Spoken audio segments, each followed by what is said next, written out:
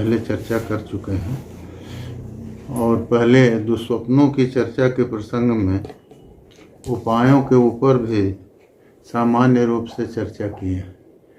लेकिन आज ये है विशेष उपक्रम केवल स्वप्नों के उपायों के ऊपर ही किया जा रहा है।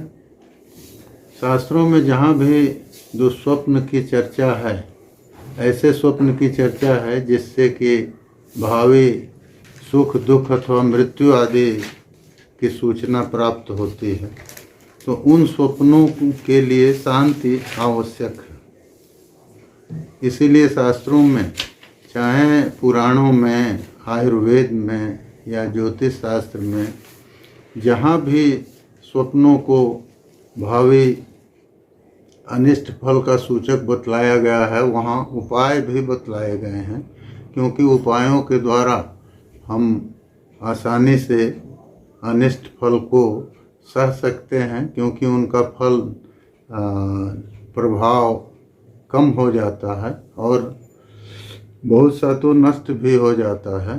तो हमको ये भी ज्ञान इससे हो सकता है कि स्वप्न को देखने के बाद हमें क्या करना चाहिए और क्या नहीं करना चाहिए।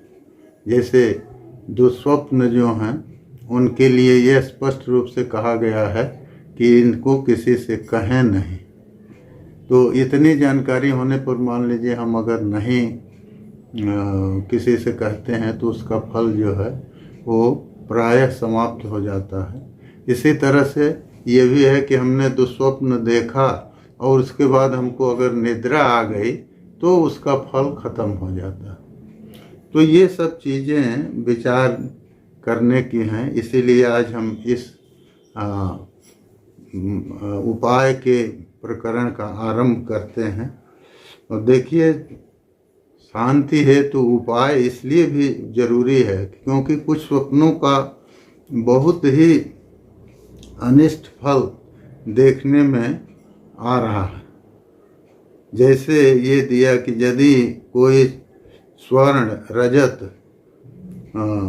अथवा मूत्र पुरीस माने मल, तो इसका स्वप्न में दर्शन वो करता है तो कहते हैं कि उसका जो है 10वें मासे मरणाय भवति, माने वो 10वें महीने में उसकी मृत्यु उससे सूचित होती है। तो अब देखिए, ये स्वप्न जो है वो मृत्यु को सूचित करेगा। प्रबल आयु होगी तो मृत्यु तुल्य कष्ट को भी वो कहेगा, लेकिन कुछ न कुछ तो उससे आएगा, क्योंकि ये शास्त्र का वचन है। इसी तरह से ये दिया है कि यक्ष, राक्षस, प्रेत, पिशाच, इनका अगर स्वप्न में दर्शन हो तो, क्योंकि ये अतीन्द्रिय हैं, ये प्रायः दिखाई नहीं देते सामान्यतः इंद्रियों से, लेकिन इनका स्वप्न में दर्शन होता है तो वो अच्छा नहीं होता। तो ये दे रहे हैं कि स्वप्न दर्शन के बाद 9 महीने में मृत्यु या मृत्यु तुल्य कष्ट ये सब प्राप्त हो सकते हैं।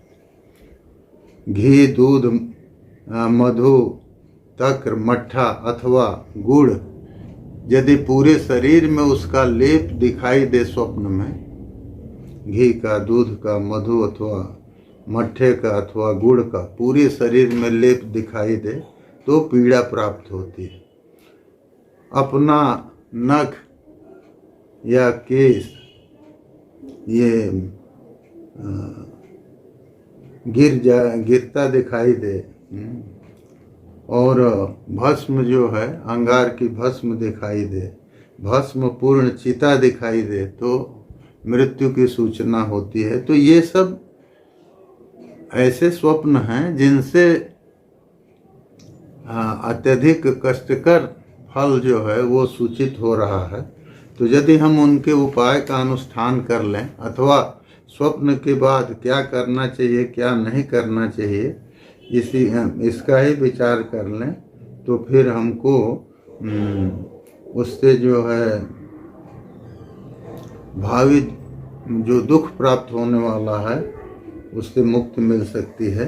इसीलिए सभी जगह तो पुराणों में या आयुर्वेद ग्रंथों में, ज्योतिष के ग्रंथों में भी उपाय कहे गए हैं।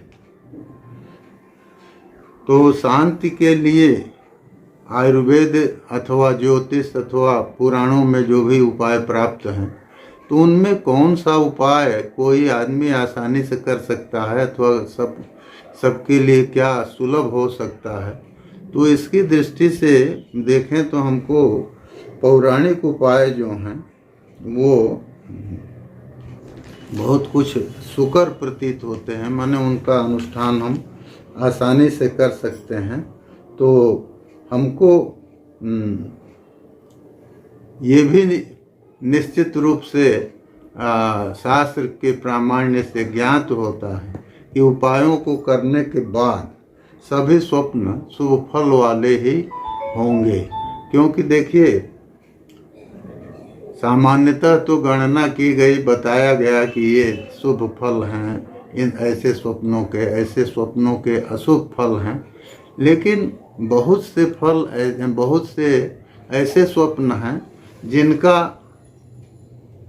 जिनकी चर्चा उस रूप में प्रायः नहीं प्राप्त होती। तो अब उनको हम, जिन स्वप्नों का फल शास्त्र आदि से हमको सम्यक रूप से ज्ञात नहीं हो पाता, चाहे हम शास्त्र का पूरी तरह से अनुशीलन नहीं कर पाए अथवा सही तरह से उसका अभिप्राय नहीं समझ पाए, तो जो भी फल हमको अज्ञात रहते हैं या हमको ये निर्णित नहीं होता कि ये दुस्वप्न है अथवा सुस्वप्न है, तब भी स्वप्न के बाद जो अनुष्ठेय कर्म है, जो शांति आदि विहित है, उनका अगर हम अनुष्ठान कर लेते हैं तो जो स्वप्न ऐसे हैं जिनका फल हमको ज्ञात नहीं है, तो उनका भी यदि उनका दुस्वप्न की कोटि में गणना होती है या वो दुस्वप्न में आते हैं, तो भी उनका अच्छा फल प्राप्त होगा, वो सुस्वप्न हो जाएंगे। तो इसलिए स्वप्न दर्शन के बाद यदि सामान्य उपायों का अनुष्ठान किया जाए तो उससे कोई दिक्कत नहीं है। और इसीलिए शास्त्रों में जो है वो उपायों का इतनी प्रचुरता से वर्णन देखा जाता है। जैसे देखिए, सामान्य फल जो हैं, उन सामान्य फल अथवा सामान्य शांति के उद्देश्य से किए जाने वाले कर्म क्या हैं, तो उनको गिना दिया। बराह का वचन है कि भूयः प्रस्वपनम नचास्य कथनम गंगाभिषेको जपः। कह रहे हैं कि स्वप्न जो है उसके लिए भूयः प्रस्वपन जो है वो नहीं हो, ये जरूरी है। माने स्वप्न के बाद भूयः प्रस्वपन, सोएगा आदमी तो वो नहीं, स्वप्न का शयन का निषेध नहीं, शयन होना चाहिए जिससे कि उसका फल खत्म हो जाएगा अगर दुस्वप्न है तो।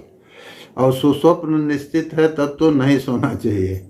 तो इसीलिए दिया है कि दुस्वप्न अगर है तो भूयः प्रस्वपनम, फिर से अधिक सोना चाहिए। नचास्य कथनम, और लेकिन उसको किसी से कहना नहीं चाहिए। गंगाभिषेको जपः, और गंगा स्नान करे, जप करे। शांति स्वस्त्ययनम निश्रेवणमिति, और प्रातर्गवाम श्रृंगयो, तो शांति करे, स्वस्त्ययन करे, और सवेरा होने पर ये काम और करे। शांति स्वस्त्ययन, तो कुछ शांति के उपाय जो हैं स्वप्न के बाद भी हैं। ये आगे जब हम ब्रह्मवैवर्त पुराण के उपाय की चर्चा करेंगे तो उसमें आएगा। तो यहाँ सामान्य रूप से यही दिया कि शांति करे, स्वस्त्ययन करे, और निषेवणमिति प्रातर्गवाम श्रृंगयो, सवेरा होने पर गाय के सींग का निसेवन करे, माने गाय के श्रृंग की पूजा करे, उसके जल को धो के उसके जल को ले। और विप्रेभ्यश्च तिलान्न हेम कुसुमई पूजा यथाशक्तितः ब्राह्मणों की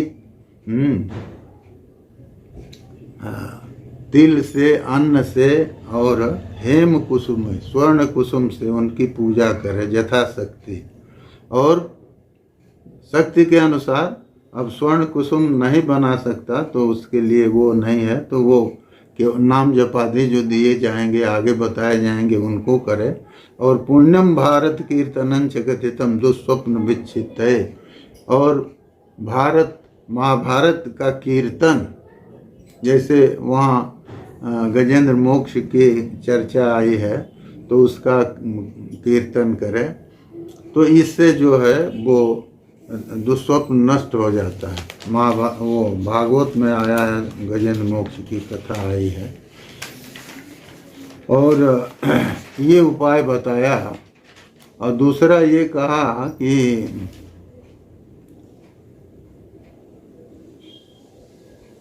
होम करे, तिल दान करे, फिर सोए, शांति जप करे। ये सब तो 12 के मत से दिया।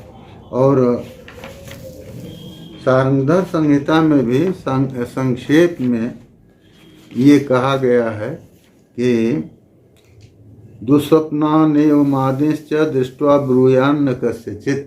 ये पहला निषेध किए कि दुस्वप्नों को देखने के बाद किसी से न कहे कि हमने ऐसा देखा है। और स्नानं कुर्याद उसस्येव, ये विशेष बात कहे, उसस्येव, उस काल में ही, सूर्योदय से पहले ही, सूर्योदय के समीप में ही स्नान कर ले। और हेम तिल इनको दे। और हेम तिल और आय मने लोहे का दान करे।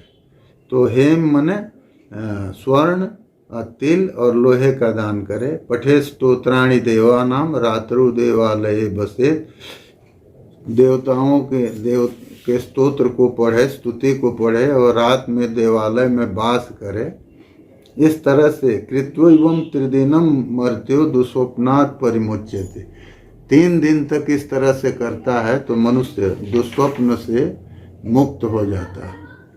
और एक सामान्य वो दिया है कि काशी में दक्षिण भाग में कुक्कुट नाम के महादेव हैं, शंकर जी हैं। उनके दर्शन मात्र से स्वप्न बाधा जो है शांत हो जाती है। दुर्गा कुंड पर दुर्गा जी का जो मंदिर है उसके दक्षिण भाग में कुक्कुटेश्वर महादेव का स्थान है। तो उनके दर्शन से कह रहे हैं कि दुस्वप्न की जो बाधा है वो शांत हो जाती है। तो ये सब अलग अलग उपाय अलग अलग जगहों पर बताए गए हैं। तो उसमें माने जैसे महाभारत में आया विष्णु सहस्र नाम, उसके जप से भी शांति होती है। तो ये सब पहले चर्चा की जा चुकी है। अब हम ब्रह्मवैवर्त पुराण में जो उपाय बतलाए गए हैं श्री कृष्ण जन्मखंड के 82वें अध्याय में, 82 अध्याय में, तो वहाँ कहते हैं कि रक्त चंदन काष्ठानि घृताक्तानि च जो जुहेत। कहते हैं कि रक्त चंदन की लकड़ी को जो घी में डुबो करके और उसका हवन करे, गायत्र्याश्च सहस्रेण, तो माने गायत्री मंत्र से सहस्र आहुति दे तो उससे जो है दुस्वप्न की शांति हो जाती है। और दूसरा उपाय कहते हैं सहस्रदा जपे जो ही भक्त्या माम मधुसूदनम निष्पापो ही भवेत सोपी दुस्वप्न सुस्वप्नो भवेत। तो ये भगवान कहते हैं कि जो मुझ मधुसूदन को का सहस्रधा जप करता है, माने सहस्र बार जप करता है, तो वो निष्पाप हो जाता है और उसका दुस्वप्न जो है वो शोभन फल देने वाला हो जाता है। तो मधुसूदन का जप कैसे करे, तो ये बताया आगे कि ये जो है 8 नाम जो हैं, जो कि अभी बताए जा रहे हैं, इनका जप करे। तो वो दिया नाम अच्युतम केशवम विष्णुम हरिम सत्यम जनार्दनम। अच्युत, केशव, विष्णु, हरि, सत्य और जनार्दन, हंसम नारायणं चैव एतन नामाष्टकम शुभम। हंस और नारायण। तो देखिए ये अच्युत, केशव, विष्णु, हरि, सत्य, जनार्दन 6 हो गए, हंस और नारायण। ये 8 नाम जो हैं इनको शुचि पूर्व मुख प्राज्ञो 10 कृत्वश्च जो जपेत। कह रहे हैं कि शुचिता पूर्वक माने आचमन आदि करके और पूर्व मुख हो करके, पूरब की ओर मुख करके 10 बार इसका जप किया जाए तो उससे व्यक्ति निष्पाप हो जाता है और दुस्वप्न जो हैं वो सुस्वप्न हो जाते। क्योंकि कुछ स्वप्नों में प्रायश्चित आदि भी विहित है कि अगर स्वप्न में इस तरह से देखता है तो प्रायश्चित करे। तो उसमें दिया है कि निष्पापो ही भवे। इन नाम जो 8 नाम है भगवान के, इनका 10 बार जप करने से तो उससे शुचि हो जाता है, निष्पाप हो जाता है और दुस्वप्न जो है सुस्वप्न रूप में फलित हो जाते हैं। तो देखिए एक उपाय तो ये दिया, तो ये सरल उपाय है और भक्तों के लिए सुकर है। और दूसरा फिर उपाय बताते हैं, विष्णुम नारायणम कृष्णम माधवम मधुसूदनम हरिम नरहरिम रामम गोविंदम दधिवामनम। कह रहे हैं कि ये नाम जो हैं विष्णु, नारायण, कृष्ण, माधव, मधुसूदन, हरि, नरहरि, राम, गोविंद और दधिवामन, तो ये जो हैं 10 नाम हैं। तो इन 10 नामों को जो है इसके लिए देते हैं कि शुचि पूर्व मुखो भूत्वा भक्ति श्रद्धा युतो जपे। पवित्र हो करके तो स्नान आदि से, आचमन से आदमी पवित्र हो जाता है। और नहीं अगर स्नान करने लायक नहीं है, शरीर रुग्ण है, तो अपवित्र पवित्रो इस मंत्र से जो है जल छिड़क के, और उससे दिया है ना उसमें कि अपवित्र पवित्रो व सर्वावस्थांगतोपि वा जस्मरेत पुंडरीकाक्षम। अपवित्र हो पवित्र हो, जैसे भी हो, किसी भी अवस्था में हो अगर, तो जस्मरेत पुंडरीकाक्षम, जो भगवान पुंडरीकाक्ष का स्मरण करता है वो बाह्य और आभ्यंतर दोनों शुचिता को प्राप्त कर लेता। बाह्य और बाहर की शुचिता और आभ्यंतर मन की शुचिता दोनों को प्राप्त कर लेता है। तो कहते हैं कि ये जो ये नाम है 10 नाम हैं, इनकी भक्ति और श्रद्धा पूर्वक जो जप करेगा इनका, तो वो निष्पाप हो जाएगा और दुस्वप्न भी सुस्वप्न हो जाएगा। इसीलिए दिया है। अब कितना जप करे तो उसके लिए आगे कहते हैं, भक्त्या चैतानि भद्राणि 10 नामानि जो जपेत सत्कृत्वो भक्ति युक्तो जप्त्वा रोगश्च रोगतः।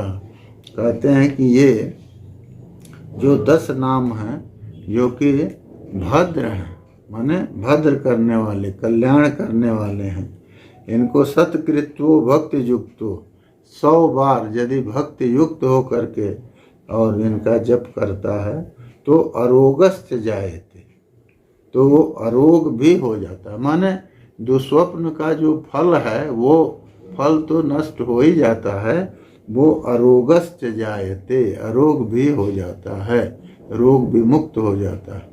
और इसका एक फल और दिए, लक्ष्यधा ही जपे जो ही बंधनान्मुच्यते ध्रुवम। जो लक्ष्य इसका 1 लाख जप कर दे तो वो बंधन से निश्चित रूप से मुक्त हो जाता है। जप्त्वा च 10 लक्षं च महावन्द्या प्रसूयते। और इसका 10 लाख जप करने से महाबंध्या स्त्री भी संतानवती हो जाती है। हविष्यासी जतः शुद्धो दरिद्रो धनवान भवेत। कह रहे हैं कि यदि हविष्य खा करके, हविष्य माने ये जो गेहूँ चावल ये सब हैं, ये अन्न हविष्य हैं, तो हविष्य खा करके ये यदि जो हवि के योग्य हैं, देवताओं को देने के योग्य हैं, इनको अगर खाता है तो माने हविष्य को खाने का यदि उसका स्वभाव हो जाता है तो वो इसका जप करे तो शुद्ध होता है, और दरिद्र हो है तो वो धनवान हो जाता है। तो अब कहें कि दोनों एक साथ होगा, नहीं, धन की कामना से कर रहा है तो धनवान होगा, निष्काम कर रहा है तो शुद्धि हो जाएगी। और सतलक्षण च जप्त्वा च जीवन मुक्तो भवेन नर। कह रहे हैं ये भगवान के इस नाम का फल की महिमा है। कहते हैं कि सतलक्षण जप्त्वा च, सतलक्ष्य जप करने से, तो माने 1 करोड़ हो गया। सतलक्ष्य जप करने से जीवन मुक्तो भवेन नरः, तो वो जीवन मुक्त हो जाता है। हाँ, तो जीवन मुक्त हो जाता है माने जीते जीते ही माया के बंधन से मुक्त हो करके और सर्वदा भगवत ध्यान परायण हो जाता है। शुद्धो नारायण क्षेत्रे सर्व सिद्धिम लभेन नरः। कह रहे हैं कि जीवन मुक्त हो जाता है और शुद्ध हो करके नारायण क्षेत्र में सर्व सिद्धि प्राप्त करता है। और आगे कहते हैं शिवम दुर्गाम गणपतिम कार्तिकेयम गणेश्वरम धर्म गंगां च तुलसीम राधाम लक्ष्मीम सरस्वतीम नामान्येतानि भद्राणि जले स्नात्वा च जो जपेत वांछितस्य लभेत सोपी वांछितं च लभेत सोपी दुस्वप्न सुस्वप्नो भवेत। कहते हैं कि ये नाम, इतना दिया नाम, शिव, दुर्गा, गणपति, कार्तिकेय, गणेश्वर, धर्म और गंगा, तुलसी, राधा, लक्ष्मी और सरस्वती। तो कह रहे हैं कि नामान्येतानि भद्राणि, ये सभी नाम जो हैं भद्र हैं। तो इनका जप अगर जल में स्नान करके जो करता है, जले स्नात्वा च जो जपे, तो स्नान करके जल में ही जप करे। ये आया ना, क्योंकि जपे जले स्नात्वा च जो जपे, तो स्नान तो जल से ही होगा। तो फिर जले जो कहे तो जले जपे, तो माने जले स्नात्वा, जल में स्नान करके और जल में जपे, तो वांछितं च लभेत सोपि दुस्वप्न सुस्वप्नो भवेत। तो वो भी वांछित को प्राप्त करता है और दुस्वप्न जो है सुस्वप्न में बदल जाते हैं। और एक मंत्र दिया है उसका महामाया का, और उसमें कहे हैं कि ह्रीं श्रीं क्लीं प्रूं पूर्वम, तो मैंने ओंकार पहले कहा, और फिर ह्रीं श्रीं क्लीं इनको लगा के दुर्गति नाशिन्यै महामायै स्वाहा, इस मंत्र से कहते हैं कि ये कल्प वृक्ष है लोकों का मंत्र सप्तदशाक्षर। तो शुचिश्च दशधा जप्त्वा, जो शुचि हो करके 10 बार जप करे तो दुस्वप्न सुस्वप्नो भवेत। और शतलक्ष्य जपे नैव मंत्र सिद्धिर्भवेत् निर्णाम। शतलक्ष्य जप से मंत्र सिद्धि हो जाती है 1 करोड़ जप से। और सिद्ध मंत्रश्च लभते सर्व सिद्धिंच वांछितम, और मंत्र सिद्ध हो जाने पर वह सभी सिद्धियों को प्राप्त करता है। सर्व सिद्धिंच वांछितम, सभी वांछित सिद्धियों को प्राप्त करता है। एक और दिए कि नमो मृत्युंजयाय, इस मंत्र का स्वाहांत माने नमो मृत्युंजयाय स्वाहा, इससे कह रहे हैं कि स्वाहांतम लक्षधा जपे, इसका 1 लाख जप करे तो दृष्ट्वा च मरणम स्वप्ने शतायुश्च भवे नरः। अगर स्वप्न में अपनी मृत्यु को भी देखता है तो वो शतायु हो जाता है। शतायुश्च भवे नरः पूर्वोत्तर मुखो भूत्वा स्वप्नम प्राज्ञे प्रकाशयेत्। कहते हैं कि पूर्व अथवा उत्तर मुख हो करके इसको प्राज्ञ को स्वप्न का निवेदन कर सकता है। पूर्वोत्तर मुखो भूत्वा स्वप्नम प्राज्ञेन प्रकाशयेत्। प्राज्ञ को, विद्वान को, जानकार को ये स्वप्न बताए। और किसको न बतावे तो कहते हैं काश्यपे दुर्गते नीचे देव ब्राह्मण निंदके। तो काश्यपे दुर्गते नीचे देव ब्राह्मण निंदके मूर्खे चैवानभिज्ञे च न च स्वप्नम प्रकाशयेत्। तो जो दुर्गति को प्राप्त है, नीच है, देव ब्राह्मण का निंदक है और मूर्ख है, अनभिज्ञ है, उसको स्वप्न का प्रकाशन उसके लिए न करे। तो ये दिया। तो ये जो है मंत्रों को किससे कहे किससे न कहे ये बताए।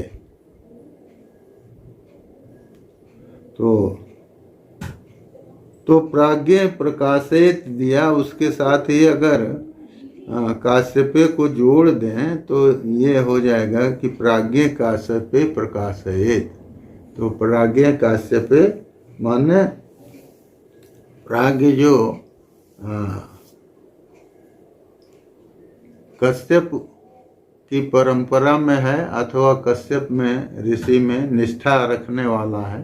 क्योंकि आप जानते हैं कि कश्यप की ही दो पत्नियां दिति और अदिति, उनसे जो है सृष्टि का वो है देव और दानव, इनकी सृष्टि हुई। और फिर आगे सृष्टि जो है उसमें मुख्य ये हैं। तो इसीलिए दिया कि काश्यपे जो कश्यप में निष्ठा वाला है उसको सिद्धि का निवेदन करे। और फिर दिया कि दिन में अगर स्वप्न आता है तो उस स्वप्न को किससे कहे। तो अश्वत्थे गण के विप्रे पितृदेवासनेषु च आर्ये च वैष्णवे मित्रे दिवा स्वप्नम प्रकाशयेत्। दिन में स्वप्न आ रहा है तो वो उसके शुभाशुभ फल की शांति के लिए अश्वत्थ मान पीपल से, गण के ज्योतिषी को, विप्रे अथवा ब्राह्मण को, पितृदेवासनेषु च पितरों का और देवताओं का जो आसन है माने जहाँ उनकी स्थिति संभावित है, जहाँ तो वहाँ पर देवता आदि की जहाँ प्रतिष्ठा है तो उनके आसन पर, तो वहाँ जा कर के स्वप्न का प्रकाशन करना चाहिए। स्वप्न को दिवा स्वप्न को कहना चाहिए, दिन में जो स्वप्न दिखाई दिया। और आर्य च वैष्णवे मित्रे दिवा स्वप्नम। आर्य माने जो श्रेष्ठ है। आर्य कहते हैं उसको जो जिसके पास कुछ जानकारी के लिए श्रद्धा पूर्वक आदमी जाता है वो आर्य है। आर्य च वैष्णवे मित्रे, वैष्णव जो विष्णु का भक्त है और जो मित्र है। तो मित्र है माने अपने मित्र से कहे ये कहिए, या मित्र जो है वो सूर्य को कहते हैं, तो उनको भी दिवा स्वप्न प्रकाशित करना चाहिए। क्योंकि दिन के वो क्या कहते हैं साक्षी देवता, कर्मों के जो हैं साक्षी देवता हैं सूर्य, तो उनको स्वप्न का प्रकाशन करना चाहिए। तो इस तरह से है कि ये जो है ये पुण्य आख्यान है। इनसे पाप का नाश होता है और धन्यम यशस्यम आयुष्यम, ये धन्य माने इनके आख्यान से धन्यता प्राप्त होती है, इसके कथन से अपने में धन्यता आती है और इससे जस बढ़ता है, आयुष्य बढ़ता है। तो इस तरह से स्वप्न के बारे में, शांति के बारे में, माने स्वप्न से जो अदृष्ट आपत्ति का आगम है या भविष्य काल में जो कुछ होना है, उसके लिए ये उपाय बतलाया कि इन उपायों से शांति प्राप्त की जा सकती है। तो देखिए, इसकी चर्चा हमने इसीलिए किया कि यहाँ केवल भगवान के नाम से ही, उसके नाम जप, भगवान के नाम जप से ही शांति का भी विधान है। हवन आदि तो है ही है, लेकिन केवल जप से भी शांति प्राप्त हो सकती है। इसीलिए वहाँ सुश्रुत में भी सूत्र स्थान में कहा है, सुश्रुत संहिता है, तो वहाँ भी कहा है कि यदि अनिष्ट स्वप्नों को देखे तो प्रातः उठ करके उड़द, मांस, तिल और लोह ये ब्राह्मणों को दान करें। ये दिया है सुश्रुत में। तो देखिए, ये तो आयुर्वेद का ग्रंथ है, लेकिन वो भी कहते हैं कि ये दान करना चाहिए और शुभ मंत्रों का जप करे और अथवा त्रिपदा गायत्री का जप करे। और फिर आगे कहते हैं कि यदि रात्रि के प्रथम याम में स्वप्न देखे तो शुभ का ध्यान करते हुए फिर सो जाए। मतलब क्या है कि जब सो जाएंगे तो दुस्वप्न का फल जो है वो नष्ट हो जाएगा, सुस्वप्न में वो बदल जाएगा। तो यही कहते हैं, दृष्ट्वा च प्रथमे यामे सुप्याध्यात्वा पुनः शुभम जपेद वान्यतमम देवम ब्रह्मचारी समाहितः, अथवा अन्यतमम देवम जपेद।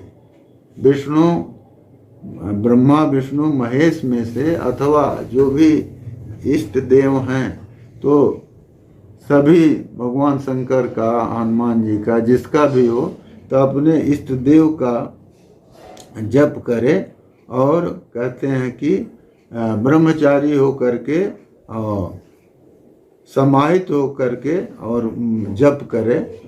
नचा चक्षित कस्मय चित, लेकिन इस स्वप्न को किसी से कहे नहीं।